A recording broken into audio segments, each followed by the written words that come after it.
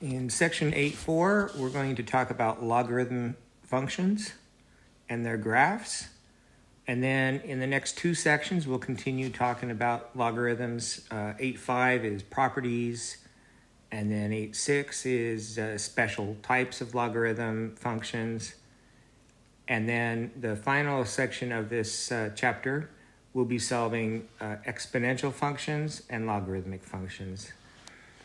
Okay, so logarithm functions and graphs.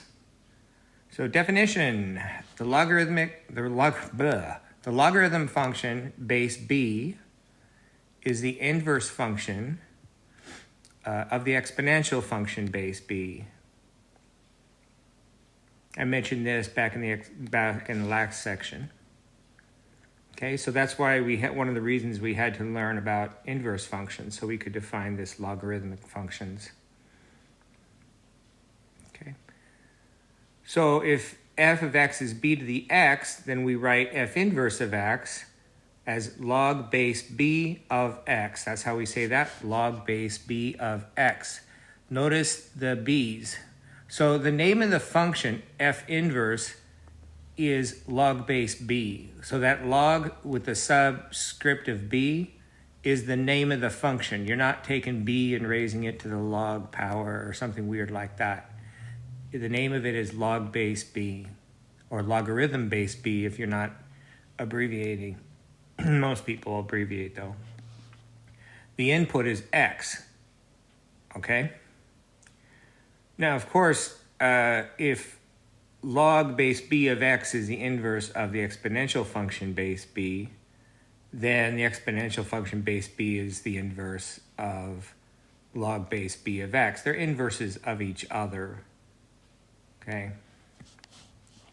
So I just wrote out how you say that so you'll remember if you read through your PDF notes, okay? And note what I just told you. Make sure you know that. It's really important. Okay. So properties of inverses. This is just to recall properties of inverses. If you compose f inverse with f of, then f inverse composed with f of x is x, and that equates when you're talking about exponential functions and logarithm functions.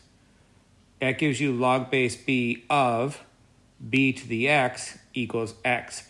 So remember that. So that's the log base b function composed with exponential function base b. It's kind of a mouthful.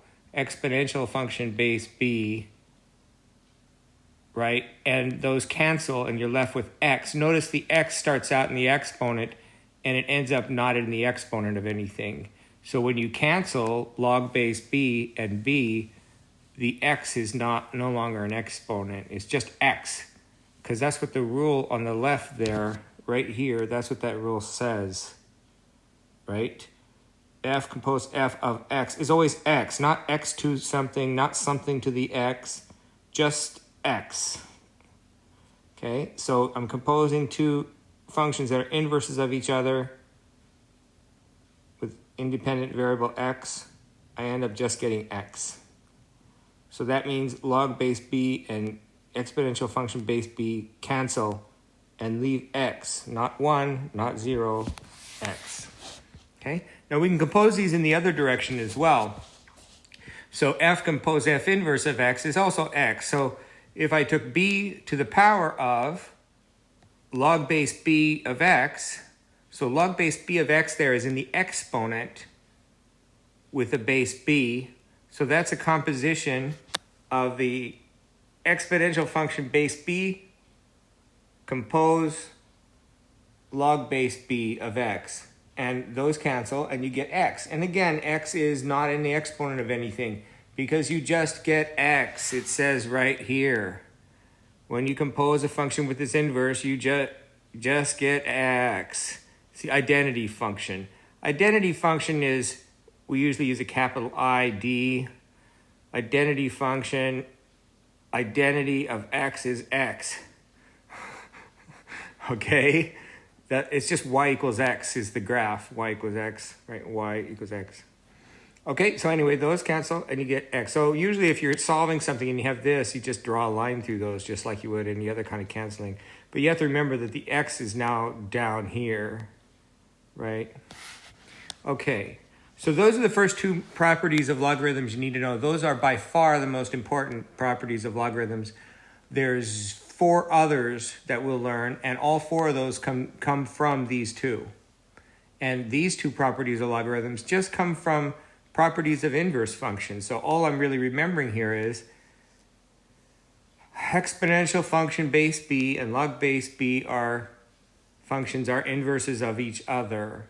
And then remembering what that looks like. Okay? So as for exponential functions, the b has to be in one of these 2 intervals, 0 to 1, which would correspond to exponential decay, right? And then, or 1 to infinity, which would correspond to exponential growth. So here we're doing log functions. So exponential decay function, its inverse is a log base b function with b between 0 and 1. Notice I just noticed that I did switch from base A in the previous section to base B. I'm just much more used to base B than base A. It's just for general constants with these things. Anyway, B for base, right? Okay, so if you have an exponential growth function, its inverse is a logarithm base b with b in between 1 and infinity. If you have an exponential decay function, its inverse function is a log base, well, if you have exponential decay with base b, then its inverse function is a logarithm function with base b. So if it's a decay, then the log base b, the b is going to be in the interval 0 to 1. I think that was what I was trying to say. Let's just move on. I think I repeated myself a few times there anyway. So domain of f of x equals b to the x, that is the domain of the exponential function base b, is negative infinity to infinity. If you're not sure why, go back and look at the video for the first video for the last section and look at the graph, and you'll see that the domain is minus infinity to infinity. In other words, x can be any real number. The range, so remember the domain of a function is the range of its inverse, and the range of a function is the domain of the inverse. So the function and its inverse switch domains and ranges. So this is what I've got here. So if the domain of the exponential function base b is minus infinity to infinity, then the range of log base b of x is minus infinity to infinity. So the outputs of this are going to be any real number. The inputs, that's a different story entirely, okay? The outputs are any real number. Okay, the range of the function f of x equals b to the x is 0 to infinity, not counting 0. That's because if you have f of x equals b to the x, remember the asymptote of that is on the x-axis. So the values of and the function is above that, because if there's a negative coefficient, it'll flip it underneath, but there isn't any coefficient other than 1 here. So it's just b to the x. It's just a really basic exponential function. So its range will be 0 to infinity. And you can look back at that first page of the last section again, at those graphs, and hopefully you can see by now that the range of that is 0 to infinity.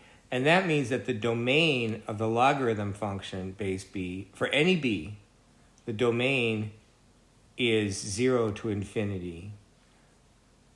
Okay, so that means x, or whatever the argument is, the argument is the stuff inside so the argument of the log base b function is the stuff inside the log base b, right? So in this case, it's x. The argument has to be greater than 0, okay?